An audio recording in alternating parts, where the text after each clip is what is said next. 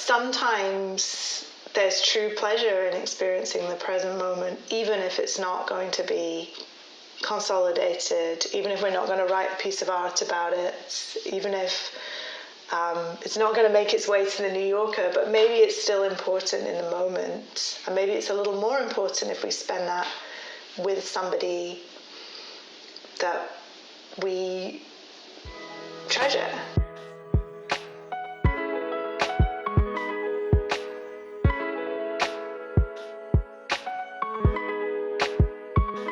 Hello, everybody. Welcome back to the Current Art Podcast. I'm Yaching. It's so nice to have you back. About 2 weeks ago, I invited a very special guest. Her name is Paula Croxson. She is a neuroscientist, a former researcher, and nowadays she is a science communicator. So together we co-created an episode about memory loss and about storytelling as a way to connecting dots in our brain. And we both has shared very personal story about loved ones experiencing memory loss issue and dementia, Alzheimer. And this week, I have another very special episode for you. I think storytelling as a method has been used in so many different kinds of profession, not only in art. I want to dig a little bit deeper than that. I want to know, how do we tell the most emotionally impactful story? Take it as a inspiration, after that happened. So enjoy. So since we talk a lot about storytelling, I wonder, how could one tell one's traumatic story in a more objective voice? Or is it necessary to tell your traumatic story in a more objective voice? And how do we find that voice at all? Yeah, I think again, there's so much personal stuff here that I don't think there's a prescription. But I do think that it's really helpful to know that when we have a really traumatic memory, there is a way to shift the emotional content of that memory. Wow, hopeful. Yeah. It feels like. Yeah, so there's a whole bunch of research on this that has shown that consolidation process that I talked about before, when you're sort of laying down a memory into more long-term form, it happens a lot. And it happens every time we retrieve a memory. So every time we tell a story or talk about a memory that we have, our brain has to store it again. And so if we're able to do that in a supportive setting, where maybe we're safer than we were when it happened to us, and we are, with somebody who we feel supported by, and, there's a nice environment like this one, for example. Thank you. If I talk about a sad or traumatic memory in this context, when I reconsolidate it, it might have slightly less highly charged emotion associated with it. This is actually why talk therapy works, probably. Because, talk therapy does more than just have us retrieve our memories and store them again. So that's not the only reason why talk therapy works. But one of the ways in which talk therapy works is that it allows us to retrieve difficult, challenging things in a more supportive setting. And when we reconsolidate them, some of that emotional charge is taken out without us having to lose the memory entirely. And so, people have really looked into this, because truly traumatic memories and memories that might lead to PTSD may also be able to be treated in this way. And that process is really challenging to undergo. So it's really important then, if you want to tell a story or you want to make art out of your memories to be sure that you're in a place where you are truly supported.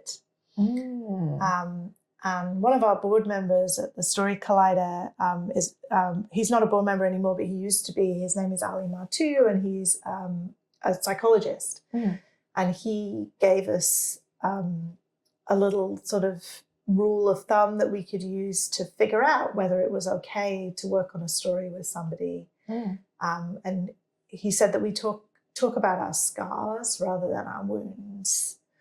So we want, if we're going to tell a story about an emotional thing, it's best to make sure that it's not so raw that we're doing ourselves more damage by talking about the memory.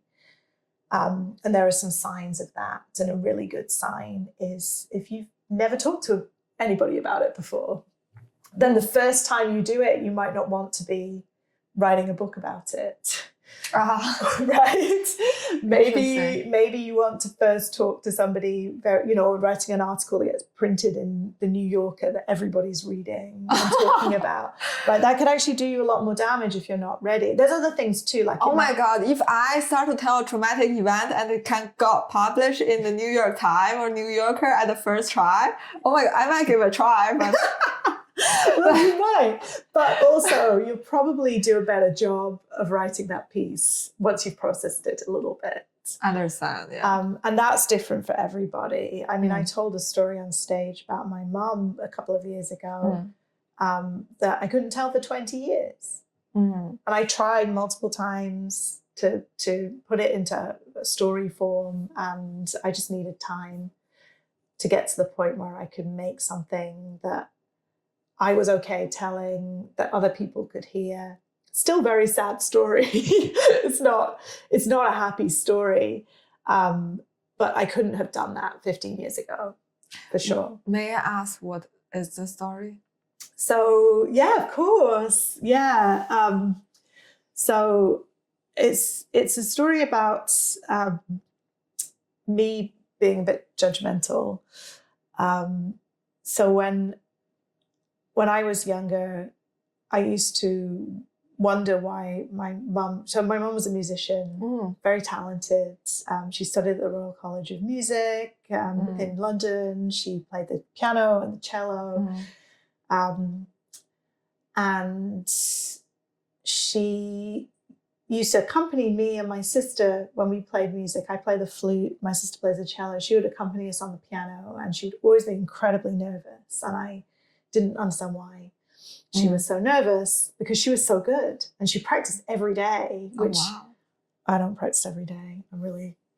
But you have the memory. I do. Luckily, I have the muscle memory, and I do practice every week. But yeah, she was so dedicated. She was so talented. And so, when I was sort of old enough to have adult conversations with her, or, when I was in my teens, I asked her why she was so nervous, and she told this story about how she went to university to study music and she hated it. She didn't really like the professors. She didn't really like the environment. She'd already met my dad, and she kind of decided that she wanted to marry and have kids. And be careful. Reminder. And she quit. Be careful. Yeah. I know, men. They'll interfere with all your plans. She quit, and she didn't play for a long, long time. And she, became a stay-at-home mom. And I judged her really hard for that. I couldn't believe she'd given up this amazing career. Oh my God, this is such a story. And I didn't tell her, I judge you, but I just decided in myself, I'm not going to be like that. I'm going to dedicate to my science. I'm going to become really successful. I'm going to get a Nobel Prize. All the way. Yes. All the way. And when I was starting my PhD, so I did that, I applied myself, I studied really hard. When I was in the first year of my PhD, she got very sick. She had a super aggressive form of leukemia. And it was about 6 weeks from the day she got the diagnosis to the day she died. I didn't even see her. We agreed that I would stay and study and I would see her at Christmas, and she didn't make it till Christmas. And I regret that so deeply, like that I didn't take time out of my successful life to go and spend time with her. And that I never got a chance to realize what a successful person she was, in the sense that she was so loved and so caring. And when I went to her funeral, it was packed full of people who she had taught music to, or taught swimming to, or who were her friends, or who just loved her. And I was like, I got it. I got that she had more to give than just success. And her talent. She gave her whole self as a person. She raised me and my sisters. She took us to school. She was there when we got home. All of that mattered. And I realized that, I got it all wrong, that she was more, she was more than just the success that I saw was possible for her. And so was I. And I never got to tell her that, because I figured it out too late. And I think it's really shaped me as a person now to know that. It didn't happen overnight. I know you said 20 years. It's a scar, but it was a wound for a really long time. It was a wound for a really long time. And I didn't change for a long time either. I pursued that success really hard for a long time. And I blew up a lot of relationships, and I treated my work like it was more important than anything else. But I did get there eventually. What was the turning point? Do you still remember? Is that turning point important for you? It's important for me as a storyteller to have a turning point. I love a turning point. So what was that turning point? So that moment in the funeral was one of them. But it didn't change everything for me overnight. The other turning point, there were two more. The second one was telling that story about my grandmother and talking about my life instead of just the data of my science, and seeing the reaction that I had when I shared that story, from people coming up to me and thanking me for sharing it. Complete strangers wanted to hug me. They asked permission. They didn't just roll in, but I brought people to tears with my words and connected with people in a way that I had never done with a piece of science. Even though I said that my science was changing the world and doing good, and it was important work, but I hadn't connected with people like that until I told that story. Not even playing music, to be honest. There was something so powerful about sharing that story. It resonated so deeply with people. And then that kind of sat with me for a while, and I did more of that, but I was also still doing my work. And then I reached a turning point with my work where I wasn't as successful as I needed to be. And I was working 80 or 90 hours a week, and I started to burn out. People use the word burnout a lot. Well, it's a fashionable word. It's a fashionable word nowadays. And I'm sure you can feel burned out if you've had a long week or you've had something rough happen, but there's also a kind of burnout where you simply have to leave, where you're so done and so strung out and so stressed that you have to go. And I reached that point with research. Slowly over, again, it couldn't happen in a moment. I had a whole lab. So I had to close the lab. I had to find places for all my students to go. I had to look for the next thing. And I decided to take a science communication role where I could use that other side of myself that I had seen was possible. And I walked away from this huge research career. I walked away from the Nobel Prize possibilities and the professor positions and the publications and the prestige. I have to say, Nobel Prize is a little bit luring, you know. It is. It is very... But I don't want one anymore. I guess there's so many layers in what you just told me about. I understand what you're saying about chasing for successful career, or hope to have achievement in the field that you are working on. And it is a very reasonable desire. It is. Because it is a very tough world for women. We just start to awaken from sort of like conventional education, and we want to find our way out. And the only way out sometimes, when we are not experienced fully enough, is just to work hard, right? Yeah. Yeah, maybe if I'm like in late 20s, and I agree with what you talk about, like trying to win the Nobel Prize. I'm not trying to win the Nobel Prize, but hopefully one day Golden Lion or something. There you go. That's the equivalent of the alluring thing, right? The prize. I tell my mom very often, like, I think the top of the mountain is always belong to me. I don't want money, just money, but I want the golden cup. I want the prize. I want that golden medal. Yeah, but isn't that a way of being rebellious as a person? Or sure. Yeah, I try to make something happen that seems not possible. I am becoming my own hero, and then at this path, I lost something that is so significant.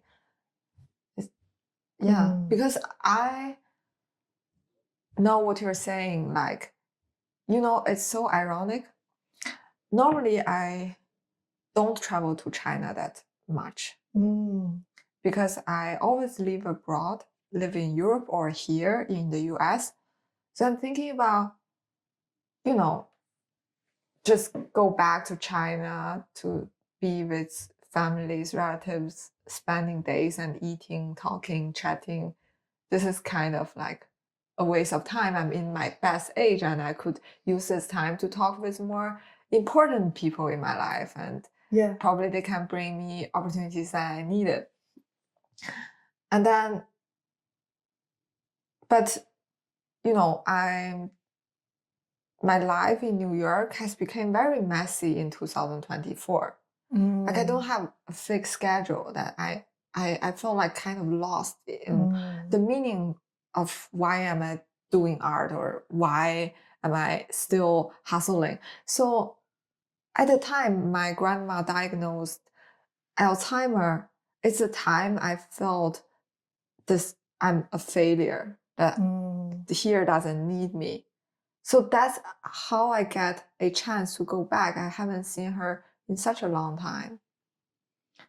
And then the failure saved me, because of, if I'm still thinking about, oh, there's so much hope, I am going to be so successful, I probably would not go away. I probably would stay here in New York and then miss the chance of saying goodbye to her, even though she's unconscious. But just being with her in the same room, like counting her breath and listening her breath, it's something I can never, like, never get it back or something. It's so precious, right? Yeah, I think that's that gift. They sometimes call that being present, right? Just being with people. Yeah. Just being in the moment that you're in. I couldn't do that for years. I couldn't just be. And I started doing yoga 15 years ago. And when I first started doing yoga, I could not lie down at the end of class and just be with myself. Shavasana. They sometimes joke it's the hardest pose, right? Yeah. Even though it's just laying down on the floor. Yeah. And you know, the idea is that as you lay there and thoughts come up, you just let them pass. You know, and I couldn't do it. I would have a full body reaction to laying down and doing nothing because I couldn't be with myself for a minute. That just told me something, right? It just told me something about myself, that there was something that was missing there. And so I feel like I'm getting closer now to the place where I have that balance. Like, it's not that I have no ambitions. I know. I do. And I still want, I mean, it's very human to want to be recognized for what we do, to share and connect, to think that maybe we'll make something that will live on beyond us. Yeah, of course. And it's very understandable. I want these things still, but I also want to learn, and I say want to learn. I've obviously been trying to do this for a long time. I'm learning to find those times when I can be present and not only be driven by those ambitions, I think. Very interesting. I find it very powerful to listen to what you're saying.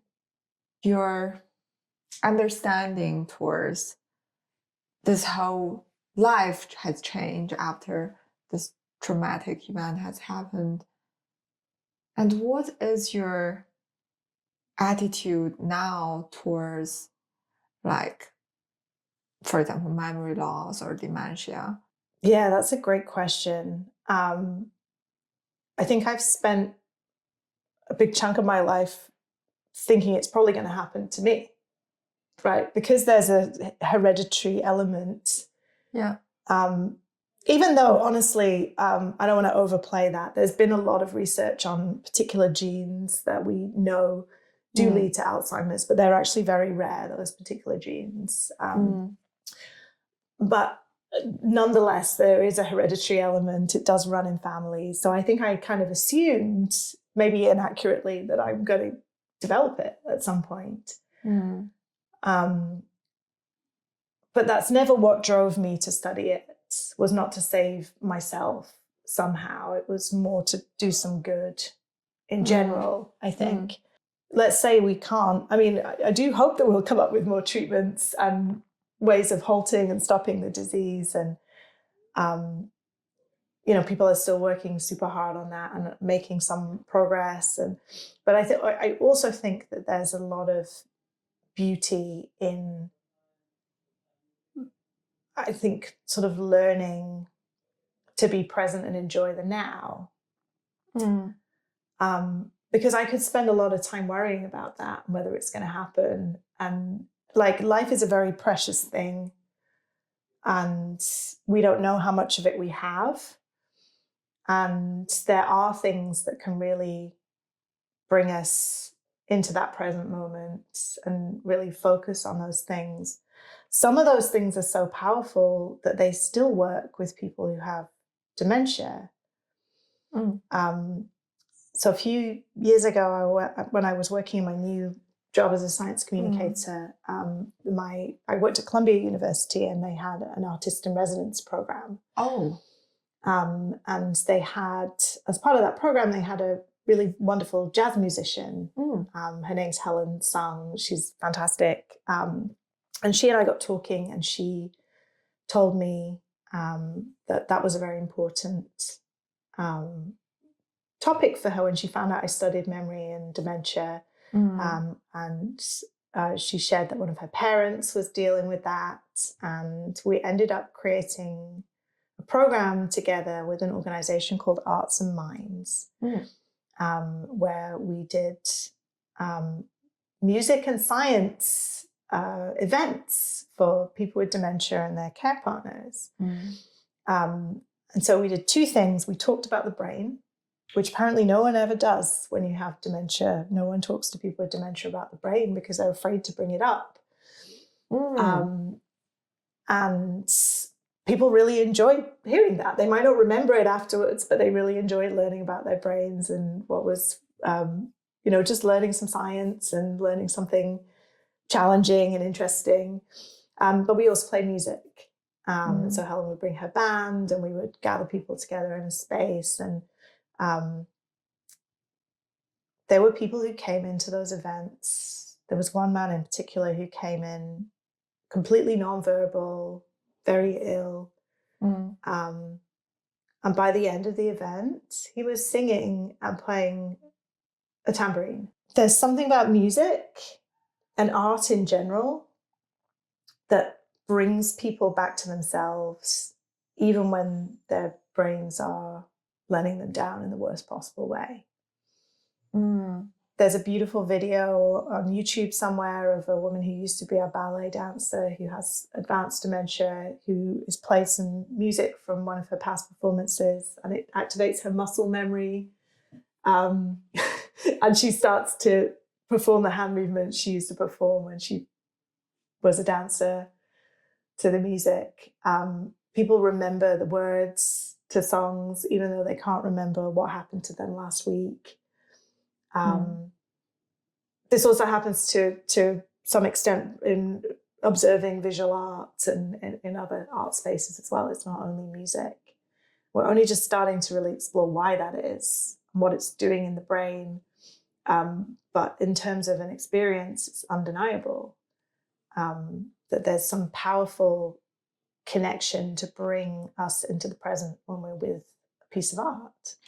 That is very profound what you just said, because it brought up another question.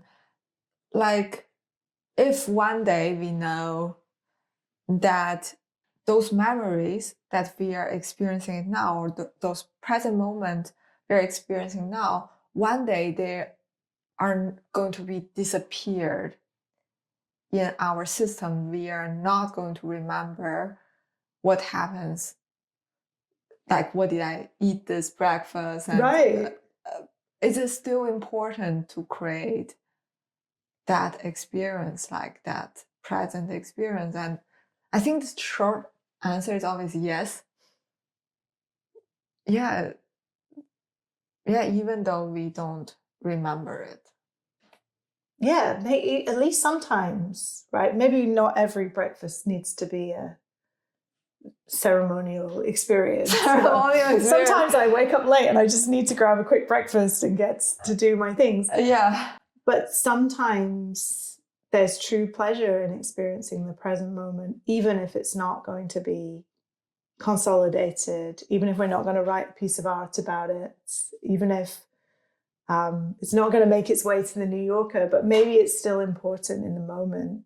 And maybe it's a little more important if we spend that with somebody that we treasure.